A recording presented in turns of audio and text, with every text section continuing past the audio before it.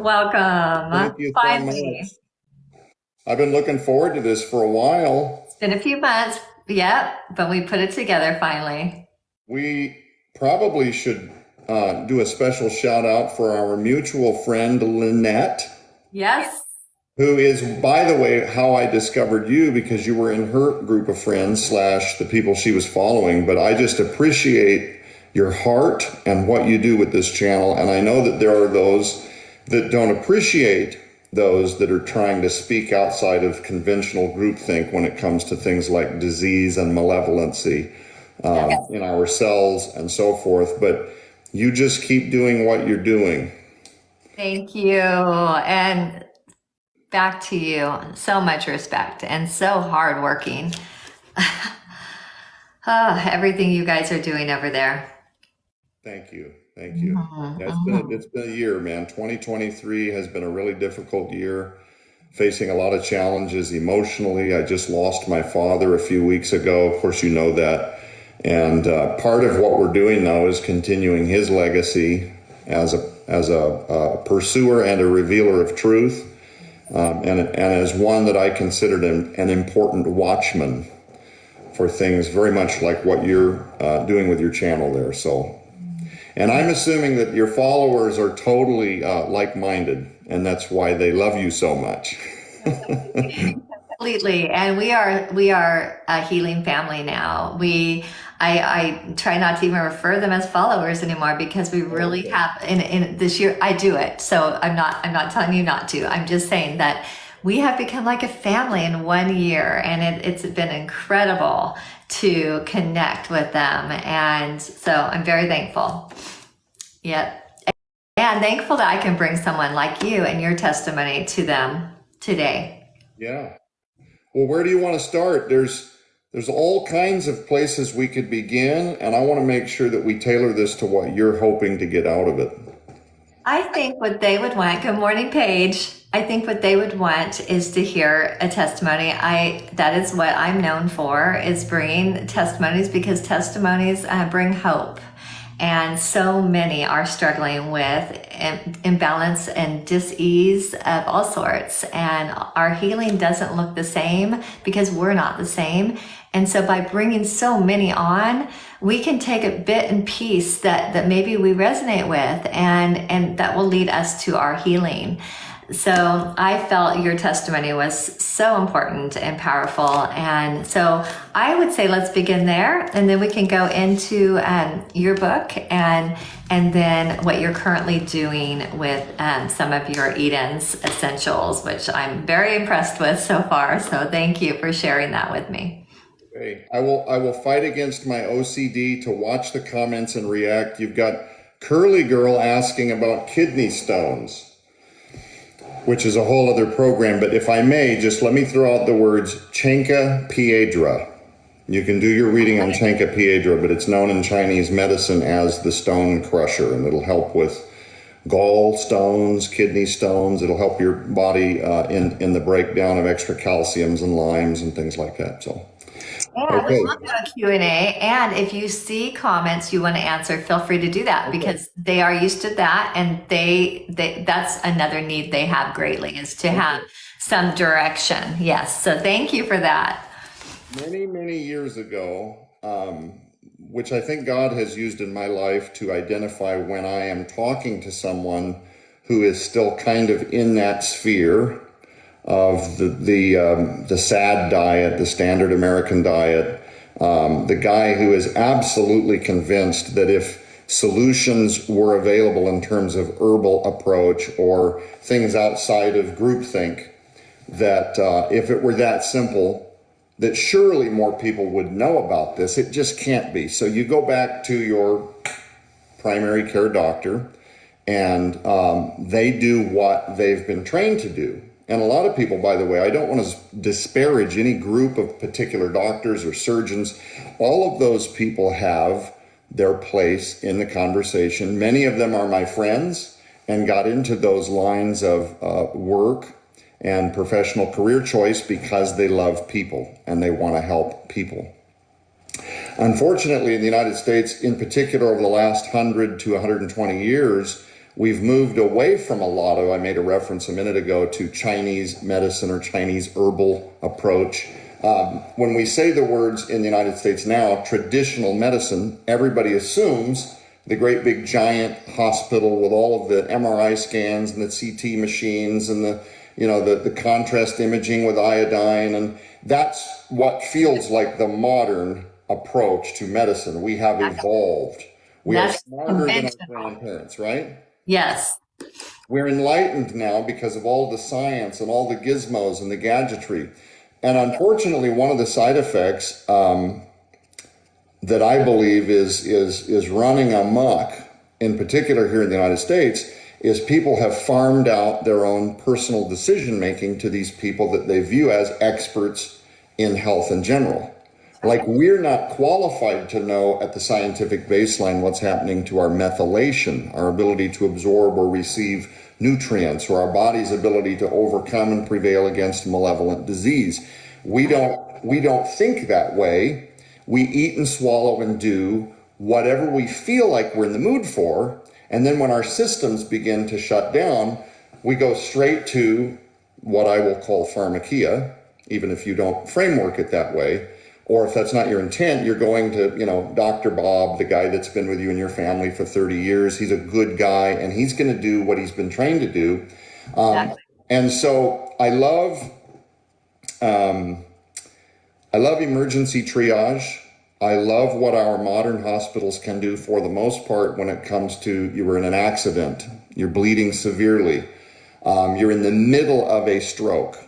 Yes. What they can do to keep you alive long enough to have another conversation, right? In the long run, though, I'm a much bigger proponent, as evidenced by my own testimony, which we'll dig into in just a second if you wish, Yes. of taking the herbal, the natural, what has God given us straight from the soil to put in our mouths and in our bodies, and then let our bodies do what it was designed to do, which is the premise of your show, right? Yes. So I started a minute ago and I kind of teased and alluded, but I do know who that individual is because I was sold out that guy, 100%. Starting off, I'm in my mid 40s now. We'll call it mid 40s as I creep closer and closer to 50, which you and I both know age is just a number, right? Really is. You can It be really is. metabolically younger than a guy that's 10 years your superior if he's not taking care of his body and you are, right? Exactly. Okay. But I absolutely, my wife watched me deteriorate. We've been married for 22 years now. This year will be our 23rd year of Congratulations. marriage in September. Thank you. Which in today's time is, Rare. it's like unheard of now with the divorce rates, etc. So, and I will not spike footballs and celebrate what a wonderful husband I am as much as I was just gifted by God with a fabulous wife who has watched me go through much and stood by my side. But when I was about 16, so let's go back about 31 years ago, and I promise I'll make this as fast as possible so that you're not stuck with every detail. And then if you Honestly, I find it fascinating, and I believe they will too. And many of their journeys began around the same age. It seems like there's an age in there, 16, even 14 to about 20, where our health hits the fan. yeah. Well, you start running out of your youthful genes. Yes. And without tearing the fibers of your muscles and lifting weights and doing something to stave off disease and age, that's exactly what's going to happen. So sitting around with a video game controller in your hand, gaining weight and eating Captain Crunch, these are just streamlines to guaranteed, at the very least, if you're very lucky, accelerated aging. If you're not as fortunate, malevolent disease or autoimmunity. Yes. So I was 16 when I first started noticing that digestion for me was not happening for free anymore. Meaning that before that, I could stay regular without any thought to what I was doing or eating. And there was no one in my family that understood the gravity of where we had come in terms of our groceries, what they'd done to pet foods just since the 80s. This fast track of farming out our healthcare decisions and the way that we manufacture food. And this idea that there are benevolent agencies of the government watching over all of this stuff to make sure that we're safe. which I wrote about in my book, Time Bomb, talking about the they that everybody just assumes is built in. And that if for some reason, go ahead. Did you want to say Just something? wanted, just wanted to show the book. Oh, Yeah. okay. And that if for some reason, if if the government failed to make sure that we're safe, surely the big box stores would not want the liability of seeing, disease or lawsuits or things associated with the ingredients, that Americans would be walking into the grocery stores and picketing and rioting and holding up, the names of things like tertiary butyl hydroquinone, TBHQ, and nope, nope. In fact, it's precisely because we are so conditioned to believe that our food is safe, or that we have decades to sort it out later in life if some reason we decide we get to a juncture where we care about our thyroid or our hormonal balance or our digestion, that there will be these built-in ways that maybe the doctors will be able to help us later should we develop something. But no, food manufacturing is a disaster. The stuff that's available, that's approved every day by the government for our consumption, is known to be many, many, many thousands of cancer-causing carcinogens and things like that. So we have to be our own advocates, and unfortunately I was not. So here I am, I'm 16, and all of a sudden I started dealing with wild constipation and lots of pain. I went to my primary care doctor. He said, you have hemorrhoids. And the reason it was discovered, not to give you too much information, but I'm assuming all the adults in your channel here, I'm not sure I could say anything that would upset or. No, we talk about all this often. But I had passed quite a lot of blood in one of my stools at 16, like an alarming amount. And my father, who worried about nothing, was concerned about that. So we went to the doctor, and it was determined later it must have been a hemorrhoid. Now, this was all done just, probably a hemorrhoid.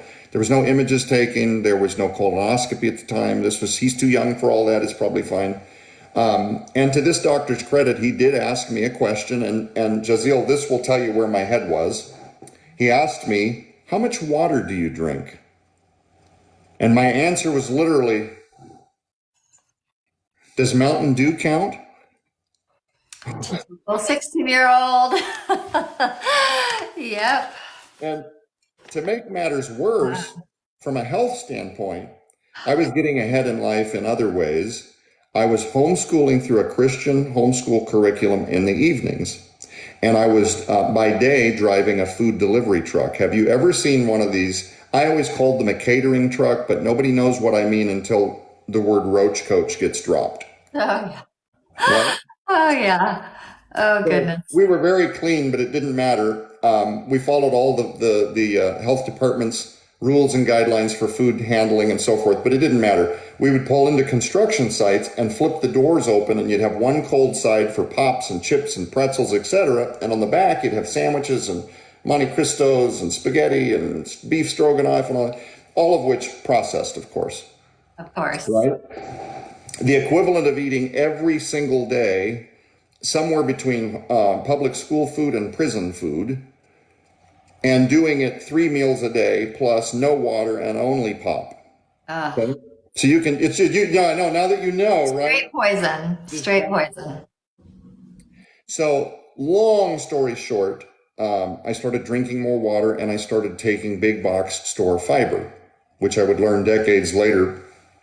The orange flavored stuff, if you flip it around, they're using artificial sweeteners for that, which is a rocket fuel for conditions like candidas. And citric acid, which is a mold fungus. Yes. And so your gut microbiome, your gut flora, which is millions and millions of small microorganisms that make up 80% of your immune system. I don't know any of this stuff. I don't know what healthy bacteria versus bad bacteria. I'm just your standard guy. Unfortunately, this would follow me into my 20s, where now I work at a recreational youth camp as an administrator. And so all of my food, once again, is being provided for by my work. In ministry, by the way, working with young children that are being pulled out of sex trafficking and abused in the foster care system. So the work itself was work I'm still very proud of. But again, no talk of diet, nobody's talking about diet. And in my early 20s, I started developing severe digestional issues. And all of a sudden, the orange flavored fibers weren't doing the trick anymore. And so the bloating was unsustainable. By the time, I don't remember exactly how old I was, but in my very early 20s and into my late 30s, I had been diagnosed with diverticulosis. And just so that your viewers are aware, in case they're not, diverticulosis is a condition where mostly through the large intestine, you get these weak spots that look like polyps on a CT scan, but they're protrusions.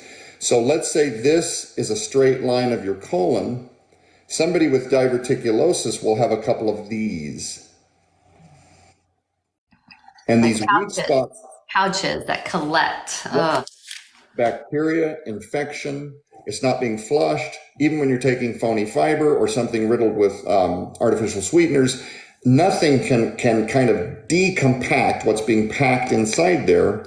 And you don't have any healthy bacterium in there doing the sweep up work of cleaning and moving the way that gut flora is supposed to work. So it's just a bacterial haven, and eventually these erode and become very weak, kind of like a balloon. When you blow up a balloon 4 or 5 times and it gets kind of that weakened, or you blow a balloon up and you leave it sit for 3 or 4 days and it gets kind of that weakened. There's places in the balloon where if you touch it, it kind of wrinkles, and it's really eminently going to pop if you keep blowing it up and down. It's like that. And so the skin ruptures, and the risk, of course, is now you have the risk of becoming septic very quick. Yep, So it's going systemic into your bloodstream at that point. absolutely. And they tell you this. They tell you this. They warn you of this when you go in for the colonoscopies and they show that your condition is worsening. You're coming up with more diverticulosis, which gives rise to the infection diverticulitis. Again, for years and years, no one addressed diet. And at this point now, I remember my wife on several occasions asking, would anything help his digestion? No, ma'am, these are genetic situations that are just, they're on the rise. People's genetics are becoming weaker. We're seeing this more and more. And she's like, are you sure there's, the guy that, and I Believe that would be the answers they give in this system. what's that? I can't believe that that's what you're being told at this point. Genetics. They blame it on genetics. It's genetic, right. And I did not know at the time. Something else I would learn later in my life is that I also have what is called methylene tetrahydrofolate reductase, which is an acronym, or excuse me, that's the full word for the acronym MTHFR. Right. Which, if you've done any reading on a word called methylation, your body's ability to use, absorb, convert, store the raw materials, the vitamins, the building blocks, the minerals, the things that it needs to build things like testosterone, and use the glands of your body and your lymph nodes to flush, the way that it helps with your mitochondria, bolstering your immune system, your energy. Methylation is something that almost all Americans are underdoing now. They're under methylating.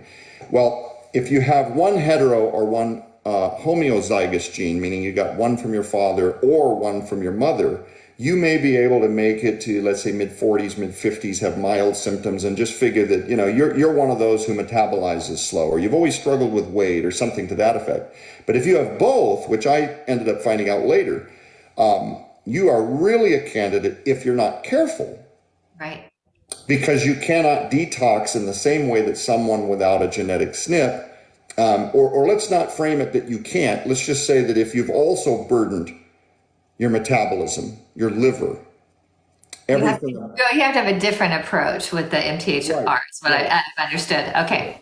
Yeah, you start off, and let's just say that your margin, I don't want to quantify specific numbers because you may have a viewer with MTHFR that's doing fine. Yeah. For example, if I had grown up in the Solomon Islands where my wife grew up, eating fresh, locally traded fish and drinking water and not even knowing what a Mountain Dew is, I probably would never have even discovered that I have MTHFR.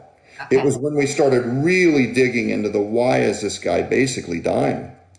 So let's go back about 7 or 8 years ago and 100 pounds ago, almost 100 pounds at my heaviest. And you can see pictures, Jaziel. I look 10 years older. Oh, I have it. I know. I read the book. It's been a few months ago since you mailed this to me, so I was refreshing last night, looking at the pictures of the before and after, and yeah, it's dramatic. Absolutely dramatic. I'll show them. Let me just find it. Yeah, I always forget those are in the book. I think that they're in the middle, but Yeah, just find it for them. Okay, here we go. Yeah, very, very big difference. Do you actually have a before and after? Well, there's one at Disneyland. There you are with your wife, and look at the difference. yeah, and those pictures, I got to be honest with you, they were hard to find because I was so self-conscious about my appearance, even though I'm a man and we're not supposed to care, and I'm drinking beer back in the day like it's free, not living my best life at all, dealing with a lot of depression, and just the accumulation of stuff that is a byproduct of the way that I was eating and the things that I was drinking, and the damage that I was doing to my body cellular wide. It's a miracle I'm here. Yeah. I really could have died 10 years ago with some malevolent, you've got 6 months and you're out of here. And at that time, it's difficult to speculate. I want to be very careful what I say. Yeah. You and me both. I have been there. They know my testimony. I had very late stages candida, and it usually leads to the big C. And yeah, it's definitely could have ended my life had I not woke up and turned things around. Became my own health advocate, much like you. Yep. Yep. Well, I don't know if I'm just killing your audience with this long-winded story that seems to go nowhere. And I've talked so much about my gut journey that I often take for granted that others might be interested in it because they might be as I once was, where they're waiting with bated breath for the, okay, but what did you do about it? So let me just How about go into the amount of years you were actually sick and bedridden and not, I mean, it caused infertility, and that part is so important. And I really highlighted that in the book because I think that we are going to see this in our men, our young men, our sons, and we need to be prepared for this because I've already seen it in our girls.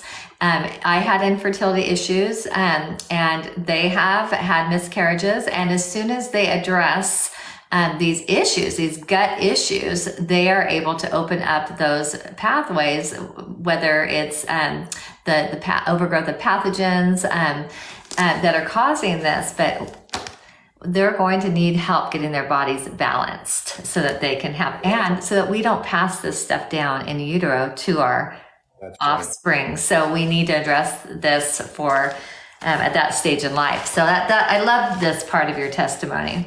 But Leah, fill them in on how long the journey was. So it started roughly, well, the symptoms, let me say it this way, the symptoms started to manifest at 16. Because I said earlier, yes, I worked 40 hours a week at age 16, driving this catering truck / roach coach. But I was homeschooling at night. I was just burning the candle at both ends of the candle there. But then, by 18, I felt like I was ahead of everybody because my buddies are getting out of high school. I've already got my own car. I moved into my own apartment at 17, Jaziel.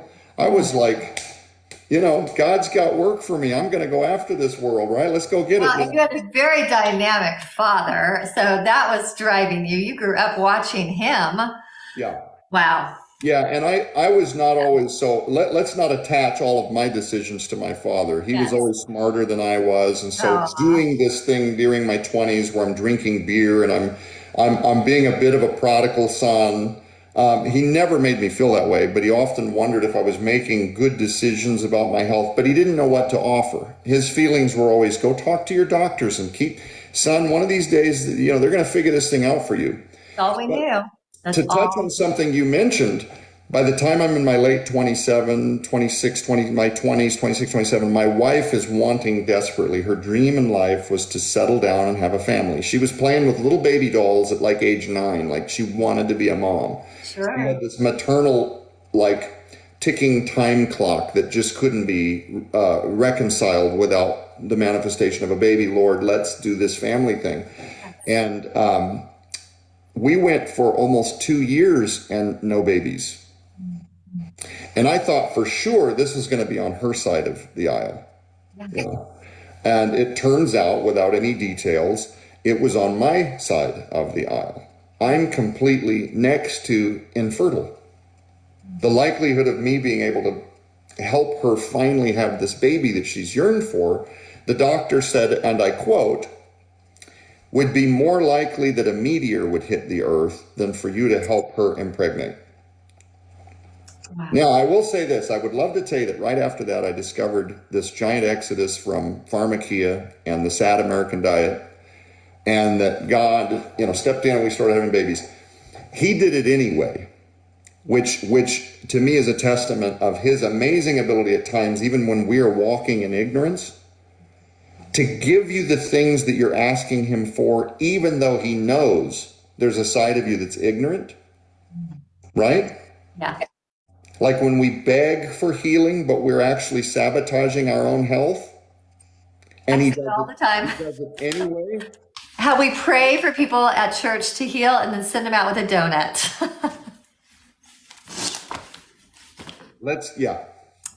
My brain explodes with other things that I probably shouldn't say in this cast. But yes, the way that we celebrate even the absence of disease. Yes. Yes. Cindy Lou did it. Let's have a donut party. Yes. Anyway, but he actually blessed me with 4 beautiful, bright, smart children. And he has used my journey to help them in terms of their future, because 3 of them, at least, that have been tested have MTHFR and would have probably gone down the standard path that I did. But because of what I dealt with, are you seeing this? Oh, your healing is leading to the healing of the next generation, not just the next, but many to come. And that just I have tears right now anyway, because of hearing of the 4 beautiful children and healing. I've got my phone delicately balanced. I don't want to touch it, but I've got pictures of them right over there. Maybe at the end, when we don't care if I fumble my phone again, I'll grab them. Yeah. And I'll put them up. But yeah. And that was a desperate time. We ended up writing music, and I was in a band at the time and would play live concerts and dedicate songs to my children that were once to be. And then eventually, when my oldest daughter was finally born, we wrote another song about the time that my wife was praying and interceding. It's a song out there called Catherine's Prayer. I mean, it was a big chapter.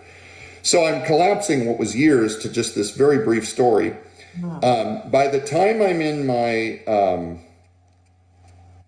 mid-30s. So this is 20 years later. This began at 16.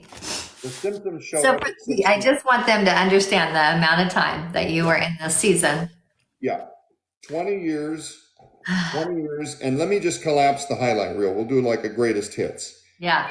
Every kind of CT scan with contrast imaging, every kind of intervention. I had urethral cams where they entered my body in very sensitive places to look at the insides of my anatomy, and prostadynia, prostate pain, enlarged prostate. I had issues with every kind of digestive type of thing, short of putting brands on it. Like they would just use words like colitis or inflamed bowel syndrome, IBS, irritable bowel syndrome, all of the itises. Yep. Right? Body-wide. Thyroid issues. What in the world? I'm a man. We don't have thyroid issues. Oh, yes, you do when you eat like this.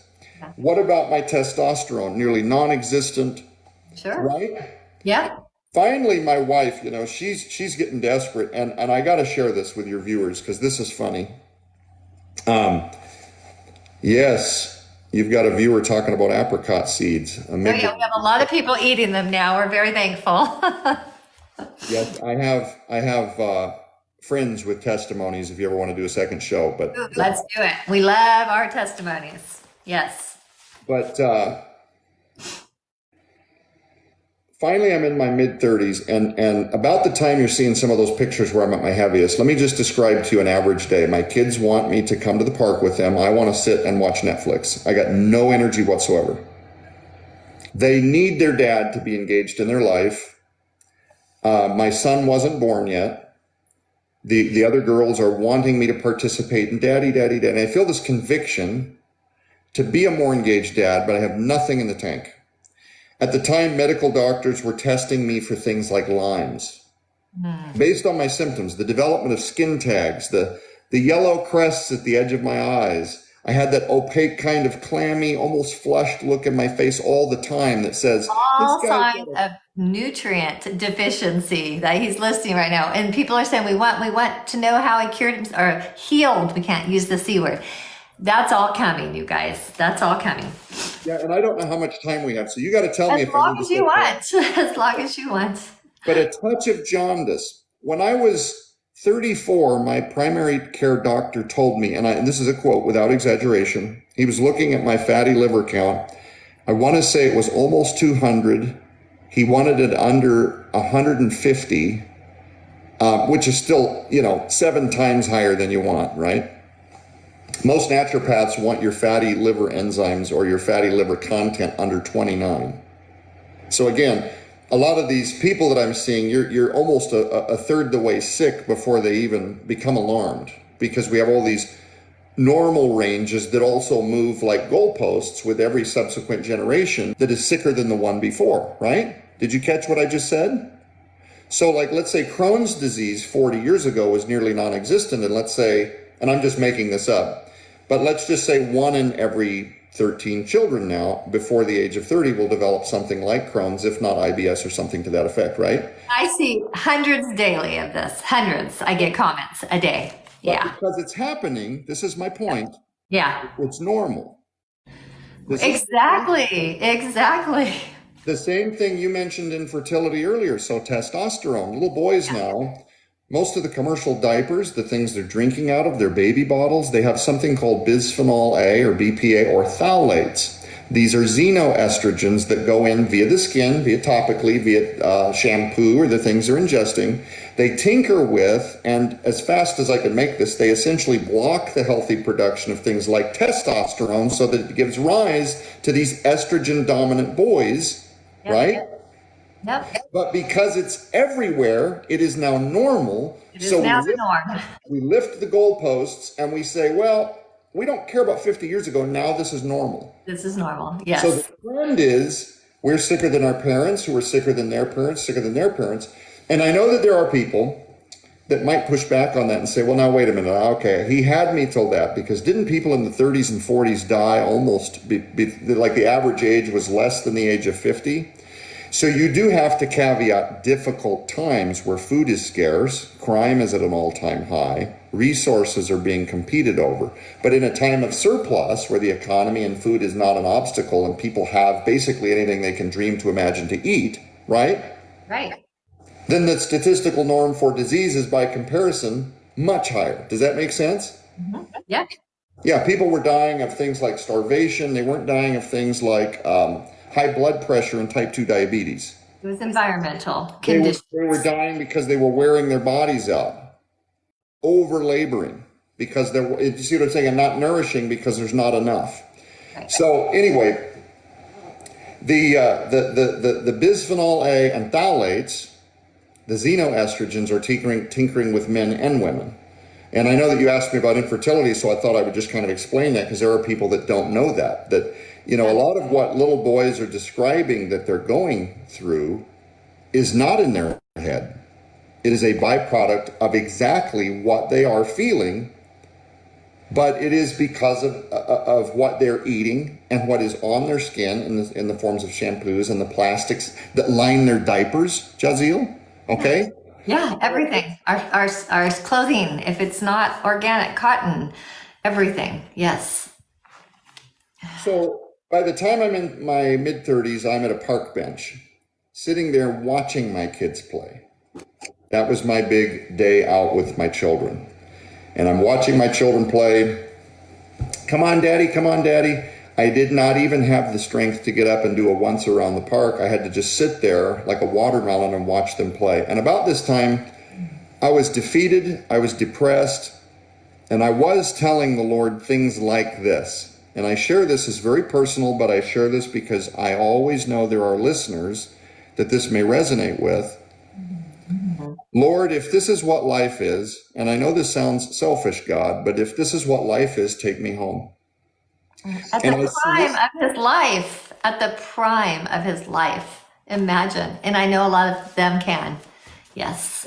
and the way that I rationalized was because I saw myself as a burden to my wife. Were I to die, she would be able to start again. She's still young enough, right? To start over, find some guy that's pastoring a church who's the man that I wanted to be and physically now was falling apart. And for my children, they would mourn me, maybe get another shot with a stepdad, move on with life. But this thing where they don't have a dad, I felt like I was almost blocking the position, right? I was like blocking the opportunity for them to have a better life. And yet I was at the end of what Western medicine could do for me. Right. This was it. Now I finally get that glimmer of hope. You're Time kept. for the diverticulosis to come out. Let's cut half of his colon out because he can't digest anything, and it's because he's always infected. Let's cut that other half of his colon out. So in 2017, January of 2017, I had 18 inches of my colon cut out. And I will tell you, I was terrified of this procedure. But when I did it, Jaziel, they brought in a magazine, almost kind of like if you were thinking about vacationing in the woods and you wanted your perfect lot and you wanted different options and you wanted to know what this place they were selling you is. They had pictures of beautiful women with colostomy bags that were easily hidden. They had pictures of an MMA fighter that full on, he's physically fit and he's in the prime of his life. And even he wears a colostomy bag. And that's a worst case scenario because we're pretty sure that you won't Wow. end up with a colostomy bag. I'm not making this up, I promise. Unbelievable. It was like a catalog of all these happy, and they're living their life. And I didn't care. I was like, I don't want a colostomy bag, but if I could have a life, I would take the risk. So I went into that procedure literally thinking, I may wear a colostomy bag for the rest of my life, but if I could just have a life, I would do what I had to do. Now I wake up, the surgery was a success. Everything went off like a charm. And now I am apoplectic because my symptoms become so much worse that all of the depression and the Lord take me home and the what is all this that I now thought I had found my way out of was at least 70% worse. And as you and I both know, I get messages all the time. What's one thing that will help, heal me? Or what's, one procedure? People go through these procedures thinking that is going to be the end all and the new beginning. And so there you are. Well, and so, no, that's exactly right. And I'd come to the end of what Western medicine could offer. They took half my colon. And when they did, by the way, and I promise you that I would, if I saw this guy today, the surgeon, I would shake his hand and give him a hug and tell him he did a great job. Because if you want that procedure, he was the best. Great bedside manner, serving with all of his heart, believing that he's doing what I needed. You understand what I'm saying? I'm not mad at him at all, right? Right. But he did so much more to bring the healing on, and he's about to share that. Forced me to sit there with these Sam's Club sides, like mega peanut butters, and binge watch Netflix with a spoon in my mouth for 20 years, right? Of course, Right. I know the aflatoxins, so this is why I say, I could have died easily 10 years ago and it would have been fair. Yep. But God in his grace, I feel like I need to jump to the good part now. And I know that this is like a highlight reel. This is absolutely just a pinprick, kind of a best of. We really aren't getting into the weeds because I could tell you the sagas and then what my wife experienced. And then we went in for this test. At one point, They can get the book to get the details because the details are in the book. Yeah. at one point, they were highly suspicious that I had a very malevolent pancreatic related situation that they wanted to test me for. The catch was I had to wait almost 2.5 weeks for the result.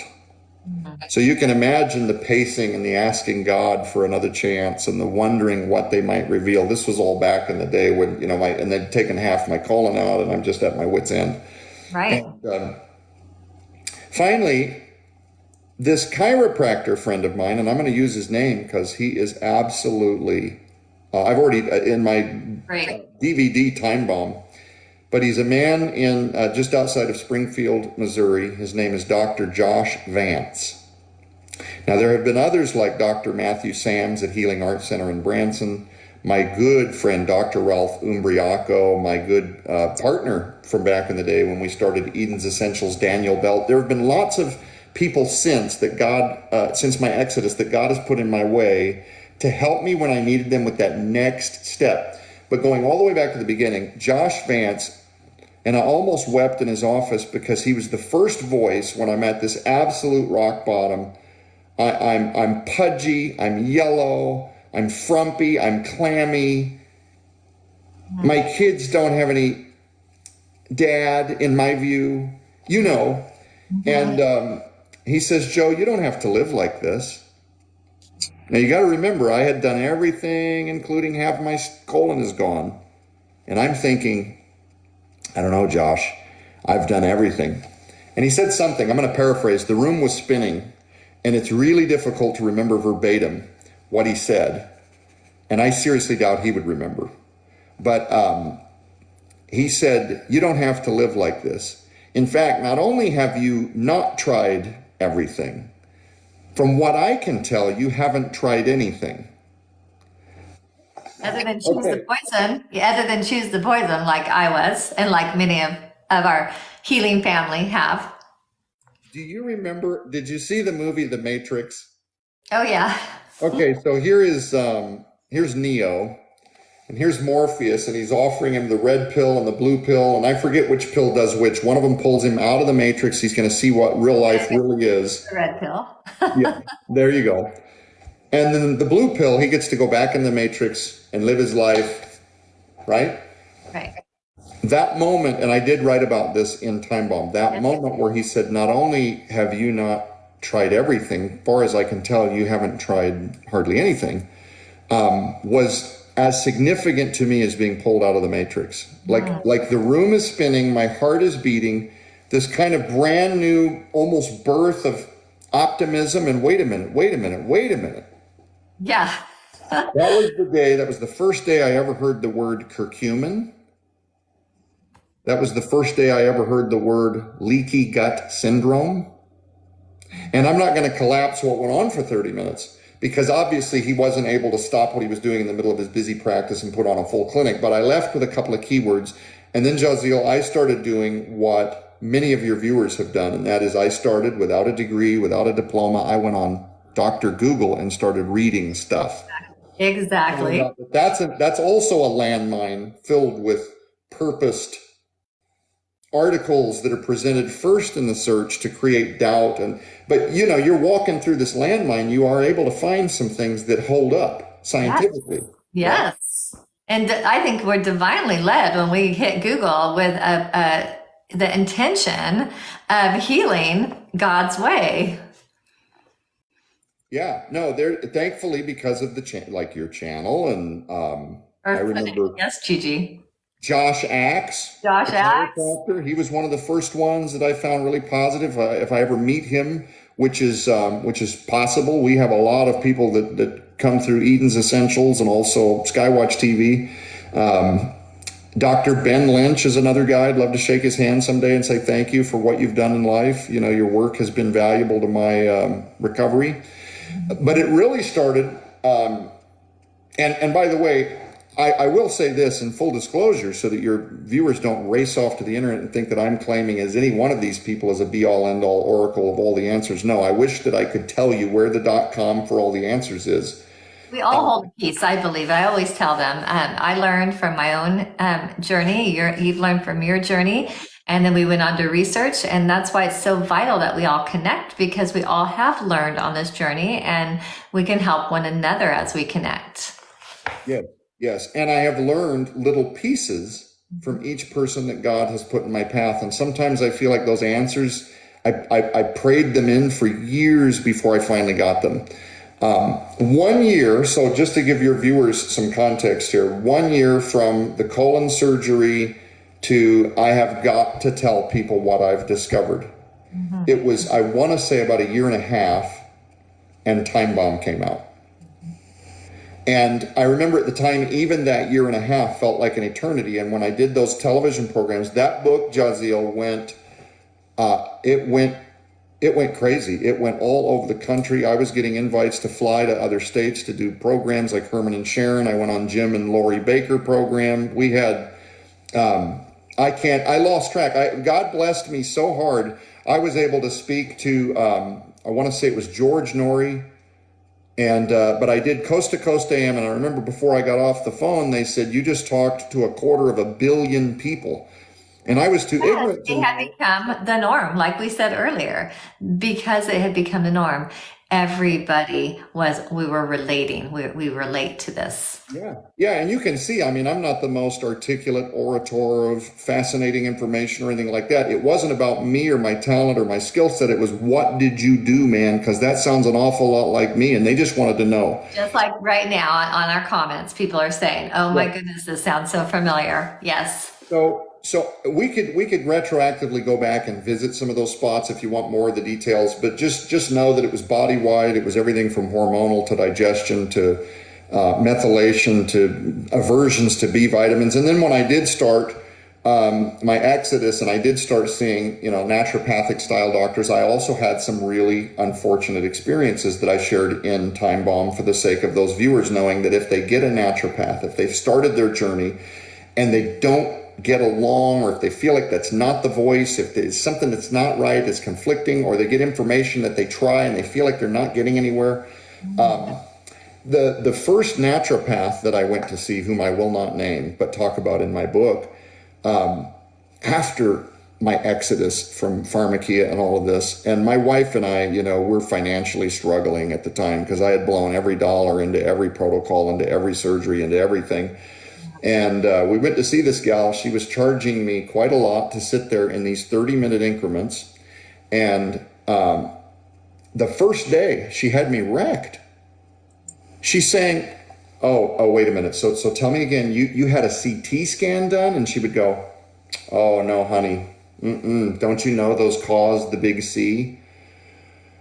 No, I didn't. And now that I'm trying to do better, I don't know what that information does for me other than to raise more panic. And then More fear, which leads to more destruction in our bodies, because our body follows our minds. And you and I both know that.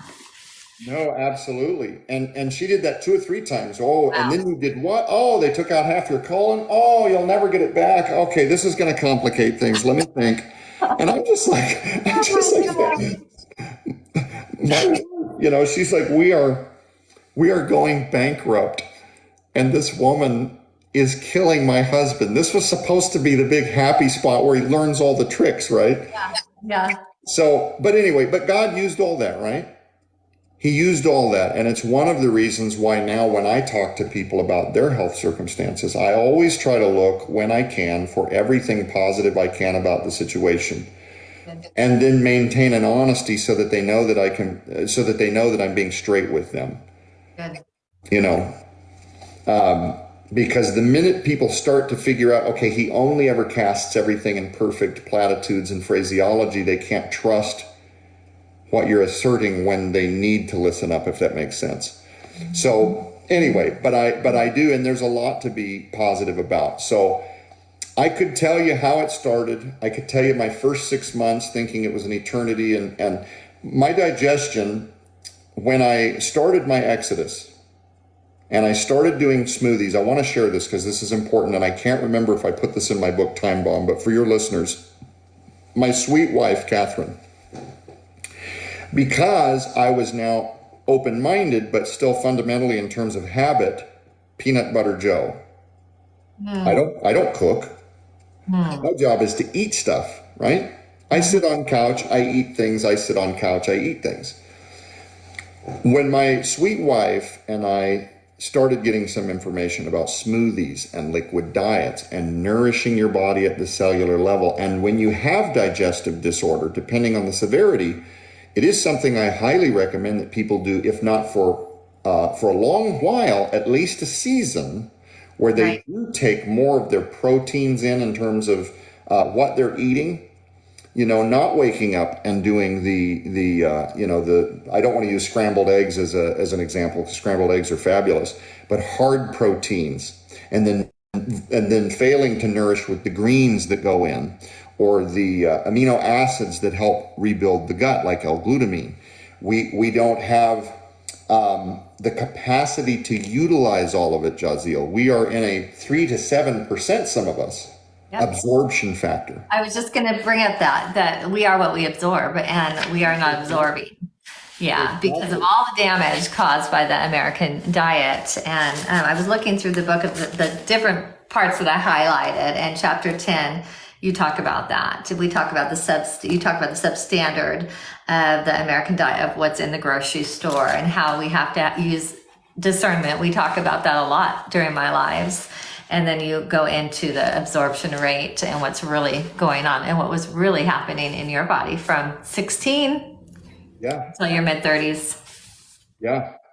And we started, my wife and I, this plan where I keep eating things because that's my role in life. I'm not familiar with the kitchen at all. It's as foreign to me as anything. I did not grow up. I did not cook. I had no clue. And I think a lot of men kind of identify with that. They just, or what they make is this really simple bachelor menu of, I know how to flip a steak and make a waffle, but cooking, actual like culinary skills. So at first it was kind of like, I'm desperately leaning on my wife to help me with this, right?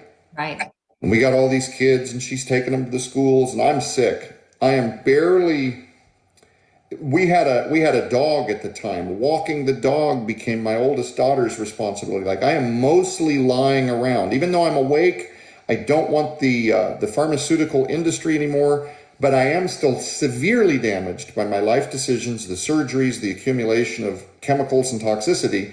And now I'm desperately leaning on my wife. This is important. What I learned in about 6 weeks, Jaziel, was that as much as she loved me, there is no one other than you that can advocate for your health the way that you can. Right. Putting it on her to do my research. Babe, if you could, I'm really sick, I'm really weak. If you could go find out for me what heals the gut, if you could just figure out what nutrients I need, if you could just sort all that, it's very complicated. And I did that myself.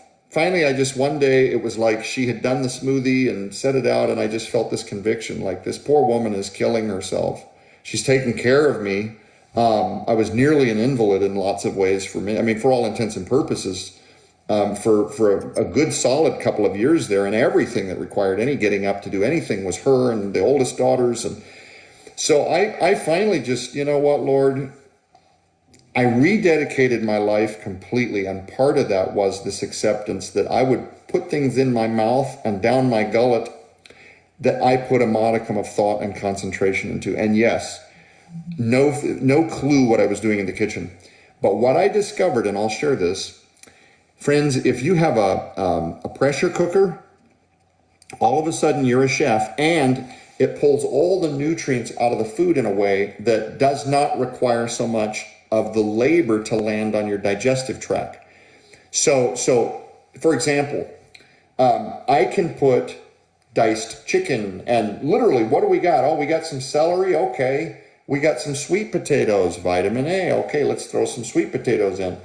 And it pushes the food, it pressurizes it so hard that so much of the taste and the flavor comes out. You can almost make a random stew or a soup that's vibrant in flavor and feels like it's living in a way that you can't when you just stovetop boil. So you're taking the pressure off of digestion.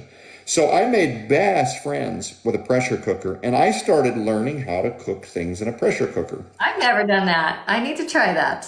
It's kind of amazing because we started liking the soups that I was making, which were literally no-brainer. You could almost just kind of throw a little of it. My wife had this cupboard of cilantro and different parsley, and just, I don't know, shake some of that in, see what happens, shake some of this in, see what happens. And I started learning that mostly let the food just be pressure cooked, and it has a flavor, and then you add some good salt. So not like a table standard American iodized, the kind of table salt that has all of the like the iodines and things removed. or the minerals removed so that it does the arterial stiffening and hardening that people are concerned about with high blood pressure, etc.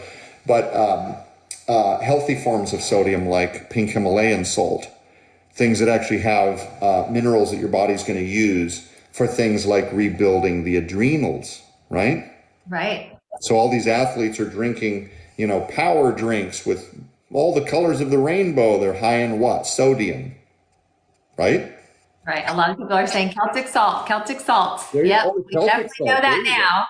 Yes. Celtic salt's a really important one for a lot of people that are battling malevolent big C type prognoses. Getting our minerals, I use Celtic salt every day. Yeah. And another really unsung hero that's finally starting to get some of the attention it needs is Irish moss. Oh, yes. Absolutely. Over 100 minerals. Yes. Yep. As a baseline, at least 78 in most types. Yes.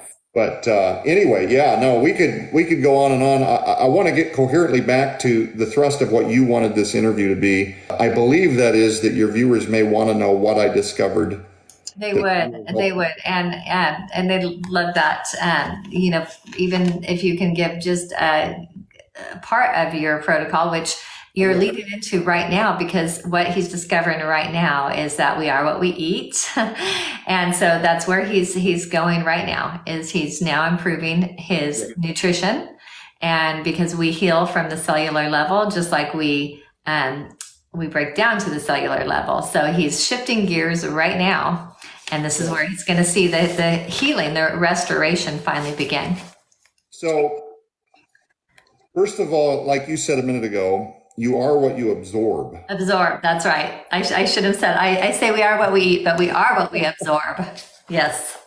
Lactobacillus and bifidobacterium, if you look up the manufacturing of most of our probiotics, you will find that those are real areas of emphasis when manufacturers are looking to bring to market a probiotic. Now, the whole idea behind a probiotic is that they want to support your gut microbiome. And I apologize in advance if for your viewers, this is like ABC's kindergarten day. I'm just assuming there might be some out there like I once was that have no clue what this is all about. And I think that's important. Yeah.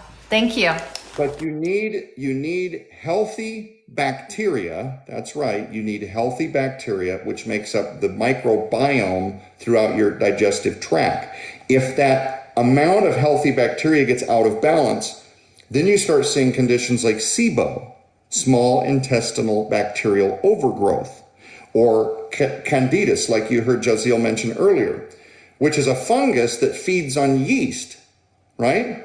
So all of your processed sugars, your big cereals, your big box soda pops, your crispy donuts, all that stuff, the breads, the carbs, even sometimes the less malevolent versions of rice. If you've already got an overgrowth, and you've got to watch carbs, you've got to do things that are anti-problematic. Exactly. Anti-pathogen, I often will say. Anti-pathogen, there you go. Anyway, these overgrowths prioritize their own survival, okay? This is as simple as I can make it. They prioritize their own survival at your expense. So they're not interested in what you absorb. They're not interested in what nutrients help you methylate that you receive so that you can then build all of the components or the frameworks to things like healthy hormones or the ability to break down food. So when you look at probiotics, those are two areas of concern. So probiotics try to use healthy forms of bacteria, like the ones that I mentioned a moment ago, lactobacillus and bifidobacterium. And there's a reason I'm sharing this, because there's an upside here. What do you think one of the most prevailing ways that they bring these probiotics to market is? That you then end up paying anywhere from $50 at the very least to $100 a bottle, right? Yes. Guaranteed 56 million live bacterial cultures. Where do you think they get that? Most of it is done through fermenting food. Okay. So Let me speak to the efficacy very quickly, just my opinion on probiotics. And this is not to disparage anyone's probiotics. It really is not. Let me first say, if you're not taking anything for your gut health, you can get a lot of value out of a good probiotic. But first of all, it's got to be a really good one. Okay. A lot of them require refrigeration. People like that because they don't have to think about what they're preparing to eat. They can just throw some probiotics in and they get a value. Right. The reason that up to this day, I don't carry a probiotic at Eden's Essentials is because I remain to be convinced. I have yet to be convinced. I remain unconvinced is what I meant to say. Yeah. That with the exception of a couple of very expensive probiotics that I tried back in the day, that most of them die in the stomach and never reach the digestive tract, and in particular, the large intestine, where so much of that is needed, right? So if you do it constantly, there's the argument that some baseline amount is going to be better than none, right? But why do I bring up those bacterial strains in particular and talk to you about why they're cultivating those for use in probiotics? Because they're available for pennies on the dollar if you can either make friends with things like kimchi, sauerkraut, yogurt, Yes. right? And incorporating those Kefir is foods. a wonderful one because I don't do a lot of yogurt, but kefir works really well. Yes. Gut health. Yeah. And I don't like kefir. I'm just telling you, I don't like kefir, but I love what it does for health and gut microbiome. Yes. So 101, before I get to the protocol, and I'm setting up the protocol, you have to have an environment first that will then allow you to receive and begin to heal. So have your pen and paper handy. So if you didn't hear anything else I just said in the last 7-8 minutes, just write down fermented foods. And I wrote about that in Time Bomb. And we can make our own. I do my own sauerkraut. It's very simple to start that journey. And okay, so you've got questions and comments. People are asking any kimchi. So first of all, I always prefer when you can find clean, organic versions of everything. So if you go to a big box store and they've got a kimchi for $7, you probably want to do a little more digging. I find that more of the natural health type stores that also have supplements and organic produce and stuff like that, if you go and talk to most of the people that work at places like that and you say, what is your best kimchi? That'll be more effective than you going online to try to read about strains of bacterias and kimchis. And you don't worry about doing that kind of deep dive.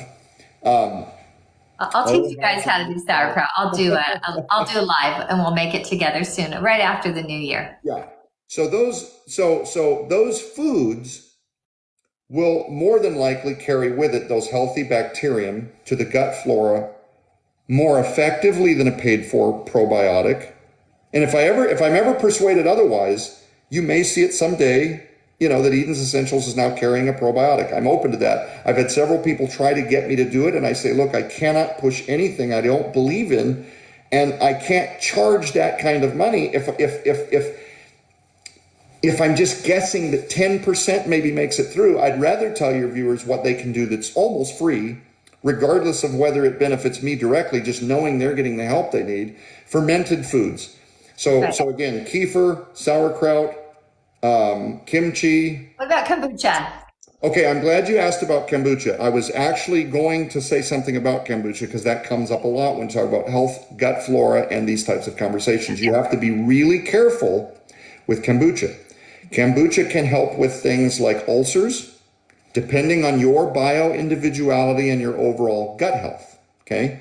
But if you're one like I once was, where I likely had overgrown candidas through the sky, kombucha would maybe be a disaster because it's high in sugar content. That's what happened to me. So I'm glad we're talking about this. So that's what you did? It's from a mushroom. Say it again, I'm sorry. Because it's from a mold spore. It's from a mushroom. And it's high in sugar. And it's high in sugar. Yeah, the way they ferment it. So sugar is a big, big no-no. With any autoimmunity, with any malevolent disease, with basically anything that you're going through, with the exception of the fact that your brain does need a baseline of roughly 1 to 2 tablespoons of glucose in the bloodstream just to take care of things like brain cognition, decision making, the ability to speak and to be coherent without falling over. And you can get that from things like a half cup of, let's say, blueberries a day, which has a very low glycemic index and your body will use more of it over time because blueberries also have fiber. So another one, go ahead. Let me go back. The question is how much fermented food, what does that look like on a daily basis? Okay, that's a good question. So here is what I say. And again, these are all just Joe Horn's opinion. These are all just what I have aggregated over time. And I always qualify if you have questions about medications that you might be taking or foods that you might, supplements that you may want to incorporate with those things. If you're worried about it, I always caveat, talk to your choice of physician to qualify all of this. With fermented foods, it's pretty benign. It's pretty safe. It is a relatively safe. I can't think of off the top of my head hearing any alarm breaking headlines about people overdoing it with fermented foods.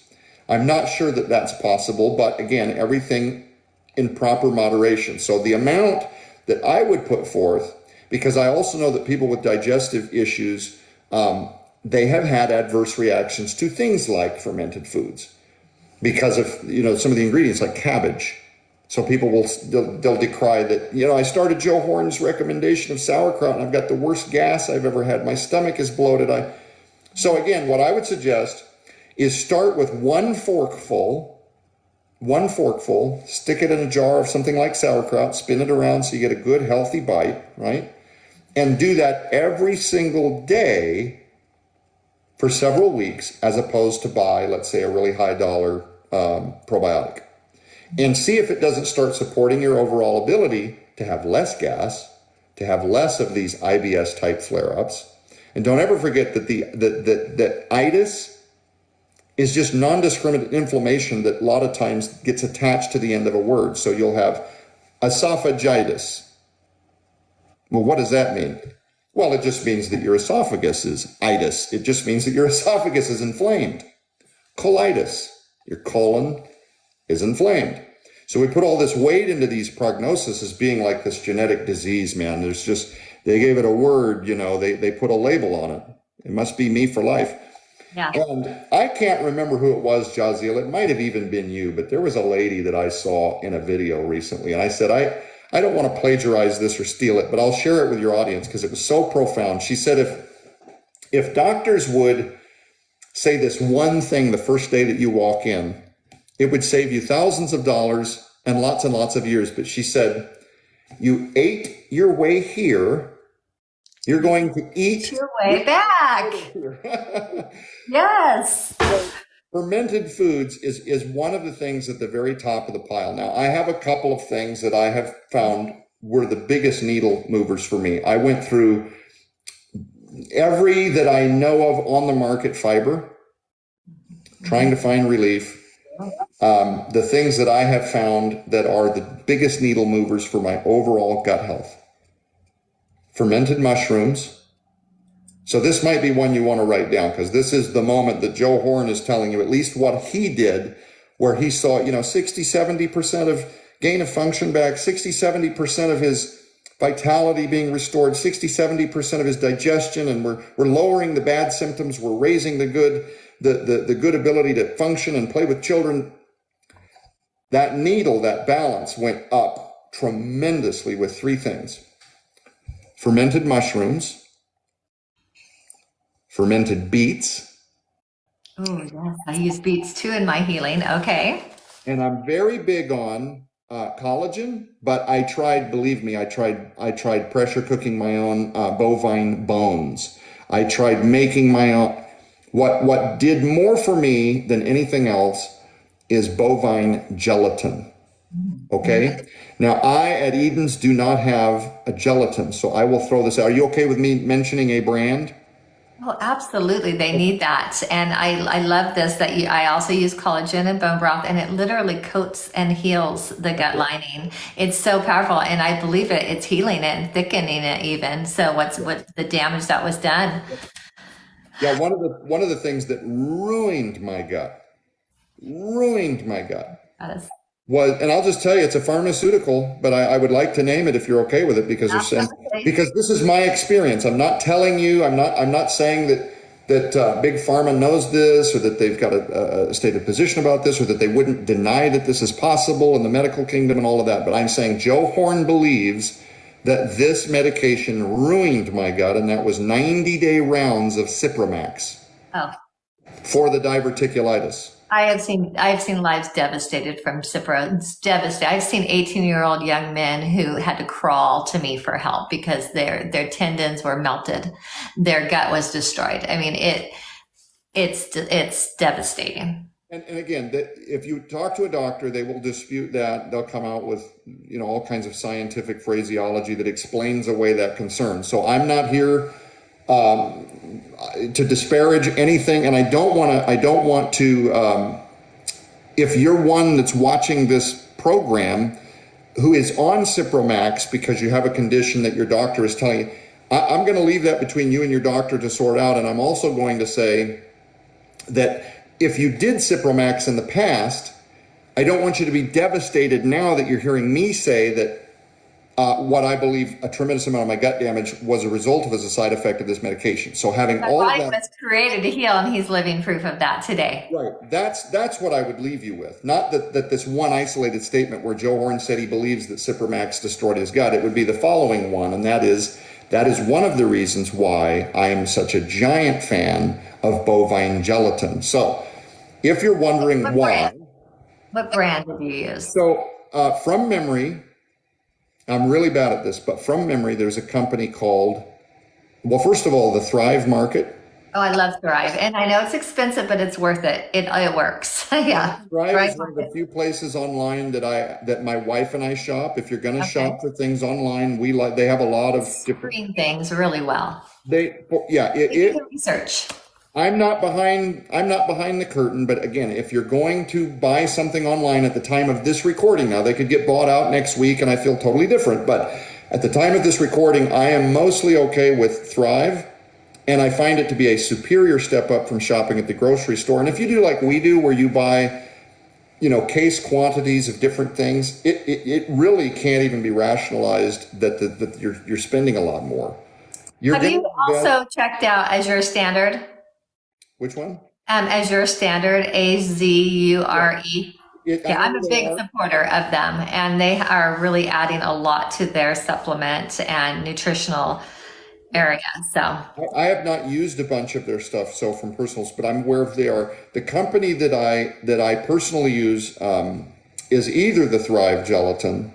Okay. They have a standard Thrive brand bovine gelatin. Okay. And I'm just saying bovine beef because that's what I do. You may find that you like the chicken one or what have you. But there's another backup brand that I use is with the availability of some of these products, Jazeel, over the last year, how shipments have run late. People have struggled to keep inventory. The other one that I've used as a backup that seems to be just fine in terms of its function in my body is the Tri-Lakes bovine gelatin. And it comes in a canister that almost looks like Pringles chips, this long orange tubular. You'll know if you go online and find it. For now, as there are some of these other companies that's what they specialize in, or they've only got 5 products. I've got almost 100 SKUs now. Each one of those has been brought in. They're either wild crafted or USDA or organic. And I vet these companies. A lot of them I've gone personally to see where they're aggregating their food sources, et cetera. And believe me, when I've started with them, they are struggling in this current environment to get some of the raw materials. So rather than not tell your audience about bovine gelatin because I don't have one for sale at Eden's would be criminal. So I'm just telling them that this is what I've done to help my gut. Regardless of whether it ends up, helping some other company out there, if that makes sense. Yes. So those 3 things. One of our followers just said that bone broth holds histamine and glutamate. Meat stock is better. Thank you, Valid, for that information. So a lot of the way people will react is going to come down to bio-individuality. People with MTHFR that have struggles with things like homocysteine, even though we get that in meats like chicken, for example, or histamine, responses to things like in our environment or some of the supplements that we take, I would say that you have to have your own unique experience, and that's why I caveat these with these are the things that have done more for my gut. Yeah, Tony's got it. Everybody's gut microbiome is a little different. And I wish that there was a one size fit all. I really do, because so many of the people I've talked with as we've tried to navigate healing the gut. Let's Yeah. say out of 10 people, you'll have 7 people respond really well, but then there'll be 3 that have that kind of anomalistic. One of them falls a little bit behind the curve. Everybody else is feeling better much faster. And then there'll be that 10th person that I would suggest is probably like I was, that went through every protocol and every naturopath and everybody everywhere.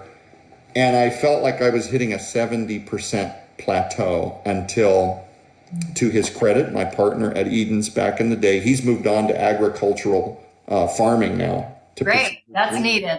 That's very needed. Daniel Belt, who's Okay. still one of my best friends, he was the one that said, Joe, I think you need to step up from the collagen and just the fermented foods and things. And I think you should try the fermented mushrooms with the bovine gelatin. Let me explain mechanically the function very quickly, why I am such a giant fan of gelatin over collagen. Collagen to me is kind of like turmeric versus curcumin. And again, you may love turmeric, you may love curcumin. Curcuminoids come from turmeric, but it's 2 to 4% of the active constituent of turmeric is the curcuminoid that does most of the fighting of inflammation, etc. Well, it's not exactly that, but it's to draw a comparison in my brain. Collagen is kind of like if your gut, for whatever reason, wants to fight against a gelatin, try a collagen. But if it can take a straight gelatin, to me, it's the difference between a water hose and a fire cannon. That's my experience. Okay. I'll explain why. So leaky gut syndrome, which we've not even gotten into, is a condition where the large intestine in particular is so inflamed because of all of the, like we talked about, the microorganisms that are fighting against your ability to absorb, that all of these non-digestive food particles begin to aggregate throughout the digestive tract, and the body is desperately trying to deploy. This is where a lot of people end up with gallbladder issues, that they don't have enough bile to break down food. Some of this can be the fact that they've had their gallbladders removed because they were having pain there, which meant that they probably needed to support bile production and not remove the gallbladder. But again, there's things like NAC and acetylcysteine that can support those systems, even if you no longer have a gallbladder in terms of bile production. Standard Process has a wonderful product called Cholecol, or some people call it Cholecol, but it's basically a series of food enzymes that help with the production of bile, etc. But getting back to the digestive tract, when And you real don't quick, have, we've only gone over 2 of them so far. That's fermented foods yeah, and using the gelatin, the Thrive brand bovine gelatin, but you can also choose a chicken if you want. That's beef that he uses. So someone was asking and they had to step off and they wanted to make sure they didn't miss some of your protocol. yeah. So Mary Me is asking if it's necessary for the gallbladder to be removed, which would take us way off of what we were getting ready to talk about, but it might be worth doing. I just, again, Joe Horn versus a medical doctor, you're going to get 2 totally different responses. So just understand that caveat, setting that aside right away. My opinion is that God gave us our appendix and our gallbladders for reasons, and that much of the pharmaceutical community believe that they have little to no value. But no, the gallbladder serves, in just a very generic overview, your gallbladder serves to produce at least one very important function for digestion, and that is to produce bile. It's to aggregate enzymes and to help your body with what's being sent down into the intestines for absorption, digestion, bile that helps break that down. So you can get like Enzymatica brand digestive enzymes, if that, I've seen people do really well with that. Dr. Loomis has a totally committed website to all kinds of probably some of the finest digestive enzymes available. But again, I would hate if you had your gallbladder for you to have it removed thinking, well, I probably don't need it and I'll just take digestive enzymes later. Those are more supports for people now that have made that decision. But no, the gallbladder is not a useless, tiny, grape-sized, bizarro little thing that happened by accident, and neither is your appendix. They both serve in digestive function. So which brand, again, would you say for the enzymes? I actually just had an entire gut panel done. I'm bringing the company, the parasitologist, on live with me to share the results, but I did have a need for an enzyme, so I'm going to add that to my life. So what brand did you suggest? So there's two. Dr. Loomis is a famous doctor whose main shtick in life was to propagate, to assert and propagate, and rightfully so. Put forth is probably a better word phraseology than propagate, but put forth the emphasis on the importance for digestive enzymes. And in cases of people that no longer have their gallbladder, especially, his view of it was that it was the elephant in the room. And I would let him speak for himself. You can look him up. But he has some of the finest digestive enzymes there. I don't believe you can go to Amazon and buy them. I think you have to find Dr. Loomis's website and order them directly from there. But there's another brand that I think is fine, and that is Enzymatica. Okay. Enzymatica. And you can find those. They're a lot easier to find. You can find them, and I believe they're more affordable. Great products. But again, getting back to the do we need our gallbladder, I always love to hear, yes, bovine is cattle, yeah, beef. But I always like to hear if somebody still has their gallbladder, that they're fighting to keep it. So earlier we talked a little bit about Chinquapedra. Guess what else Chinquapedra can help your body assist with? I love that you're talking about this herb because I'm taking an indigenous herbal class right now, and these are the herbs that we're talking about. So this is great. Well, Chinquapedra, another function that a lot of people find fascinating and don't know, they're taking it for things like gallstones and kidney stones. But it actually helps the body overcome, suppress, diminish, and kill off overgrowths of a negative bacteria that's very guilty. It's right up there with Candidus in terms of what it does to the gut flora, and that is H. pylori, Helicobacter pylori. And that can, everything from thyroid function to ambiguous hair loss to neurological issues to... That's another one of those. If you had a top 5 list of the guiltiest reasons that guts become destroyed, that would be one of them. So again, what you'll find with a lot of herbs is they have this crossover where you're taking it for one thing, and then you'll find some totally non-related article that, oh, and by the way, just in case you didn't know, it also does this. Yes. You're like, wow, okay. So like so many herbs. So many herbs, yes, so many herbs, like oregano. Perfect antibiotic, but yet has so much nutrients, and that's what I tell everyone is just start adding herbs to your life. They are full of minerals and nutrients, and it was designed from God as our food and our medicinal. Yeah. But for Joe Horn, those would be the giant 3: okay.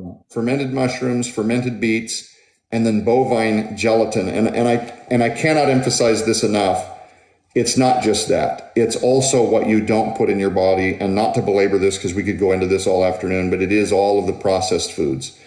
In the book Time Bomb, if you never buy a copy, there's a part where I talk about trying to simplify all of the word phraseology and when you're at the grocery store, how to interpret the label game. And basically what I determined was that there are so many thousands of words that get used for the chemicals and for the ingredients on these labels that most of them you cannot pronounce, right? So you pick up a can, you flip it upside down, and you read on and on, and you're overwhelmed, and you think to yourself, there's no way I'm going to become a rocket scientist, memorize all of these words, and then try to apply them to my health or to understand them in any kind of a health realm ever. And so you just don't. The upside is this makes our job as consumers very easy. Are you ready? If you flip the label over and you can't pronounce the words and it's this long, don't buy that product. That's right. That's right. I even gave them an app that they can use when they're out, that they can scan anything, and it helps build confidence when you're out shopping. But that's right. If you can't pronounce it, Probably should. What that's going to do is that's going to drive you towards single ingredient based foods like Real food. Apple. There black beans, pinto beans. you go. You see? Real And then after that, then the reality that you're going to have to start preparing your foods will eventually be a sobering reality that if you care about your health, you will have to come to grips with. There is no shortcutting your health. No.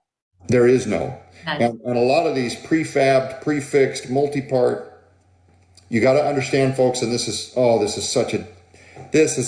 a deep, deep, deep rabbit hole. I don't know if it can be collapsed, but I will try.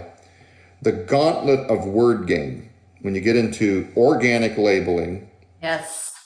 ethically harvested, there are so many phrases now that they're putting gluten-free on stuff that would never have gluten, like eggs, gluten-free, but you need to be That's informed. the marketing scheme to push the product. I've seen it. Little labels that don't mean anything. They're not backed by any body whatsoever, but there'll be little labels that have a little beautiful green leaf that say something like ethically sourced, and it's meant to make you feel like great concern for your health has gone into these products, and it is All natural. or no additional nitrates or nitrites added to the manufacturing product. Well, wait a minute, but aren't they inherently in there? Oh, sure, once we process them. That's right. But when it goes to packaging, we're not adding any more. Yeah, but aren't nitrites like linked to 16 different types of cancers or C word spinoff? Right.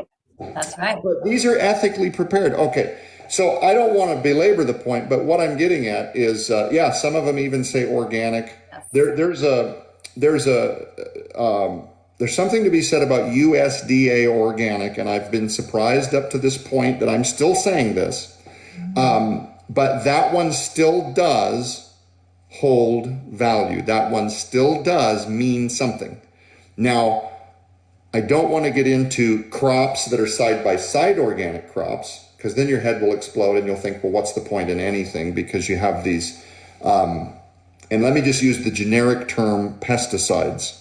I don't want to start it for your channel and for mine. I don't want to start naming them by name. Right. It's a long list, but that is the problem. We talk about that with the apricot kernels. John has come on live, the owner, and we know this. We have chemtrails. We're all awake. We get this. We have the wind that's blowing it. It's the best they can do is label something organic, but we know that it's not going to be 100% organic. So we look for the USDA organic. Right. It's the best we can do right now. Soaking your fresh produce and vegetables in baking soda for 30 minutes before you eat them. You'll be amazed at what comes to the top of the water. And then you'll think, that was all going to end up in my liver. By the way, to the person that asked me about the gallbladder, the second part of that is liver function when you're talking about bile and digestion. The liver is like the bank in the middle of the town. The liver is the fundamental in the center of the town, the thing that decides who gets what currency and where it's going to go in order to keep this particular business alive, or this guy needs a loan. It's in the middle of that town. The liver is the one that distributes information back and forth throughout your whole neural network and your methylation, your metabolic pathways, what it needs and what it's constructing and what it's doing, and it's your largest filter. So when the liver is backed up, where is all of that toxicity going? It's into the cells of your body everywhere else. It's like having an air filter that's chocked completely full, and you keep dumping dust into the fan, and you're wondering, well, why are all these residues everywhere? Well, because the filter is clogged completely full. Great visual. That's to do with bile production, and a lot of people that deal with things like constipation and digestive issues. And I talk about this in my second book, Unlocking Eden. And people get that confused with Return to Eden, which is a TV program, or Eden's Essentials, which is a supplement line. Yes. But my second book, Unlocking Eden, I actually talk about people that believe they have issues with their gut actually have issues with their liver. Yes. People that have issues with hormones or mood that are being told they need antidepressants often have a lack of vitamin B that they're methylating properly, like methylcobalamin or vitamin B12, B9, B6. And so again, you are what you absorb. Fundamentally, we could talk all day long, Jaziel, but if I've left your viewers with anything, it would be the encouraging of healthy gut microbiome, the probiotics in fermented foods. It's the support with things like fermented mushrooms, fermented beets, and the gelatin. And now I want to tell you, because you may have somebody watch this broadcast later, so that I've not left them totally ambiguous on the fermented beets and the fermented mushrooms. And this is the part that's probably the most difficult part of the program for me, because it's going to be the one that comes off the least genuine. This will be that he has saved his trifecta for his line. I've done everything I can to offer you enzymes and all kinds of things everywhere else. So hopefully by now your viewers know that I'm not just pointing them toward my product line. Again, if it's not Never been that way since day one. Yeah, you've never been that way. I know. Yeah, we know your integrity. I would so much rather they go get the help, but here's why Eden's Essentials exists. And I'll just collapse this. When I started the book Time Bomb, when I did the campaign for that, I was getting hit much like I'm sure you do. People, and Lynette, our good friend Lynette, people wanting to know, well, what brand did you take? What did you do? Where'd you buy it? How'd you get it? And what I learned really quickly was that I was in a dilemma where I had to send them to big box stores, or I had to send them online to big popular.coms to buy their products. And I couldn't speak to the efficacy of them because I don't work there. No, and I exactly. felt responsible. Some of these people were dealing with. You feel responsible. That's the difficult part of it. I could see why it would make you, if you were able to create your own products, just to know. Well, and so they might be wondering, well, yeah, but you just gave us like 5 references to other stores. Yes, but those are not practitioner grade products, or they are not required to be. And a lot of the stuff that I was taking, you can go to a big box store and buy a curcumin. But the stuff that I was taking was very expensive, practitioner grade, cleanest in the world, top of the line, yes, unequivocal. Does that make sense? And yes. So finding, like selling somebody on something on the internet and trying to compare that to what I knew I was getting, and knowing that you have to walk into an office or deal with one of my people, and they were great. Like Josh Vance, he said, man, if you have somebody desperate, just have them call my office. We'll try to do a drop ship. That's not what they exist to do. They're not a drop ship store. Does that make sense? And so what happened was I started talking to my father, and he said, you know what you're going to have to do, right? I said, what? And he goes, you're going to have to do this yourself. You're going to have a place where when you do have things that you can send people to, that you know that you can stand behind, that are ethically sourced. Because my big thing is, if I won't take it, if I won't put it in my body, I won't carry it. Yes. And that's why we use, and I'm very transparent about this. This is why we use companies like TC Bauer for a soursop tea that we have coming in January.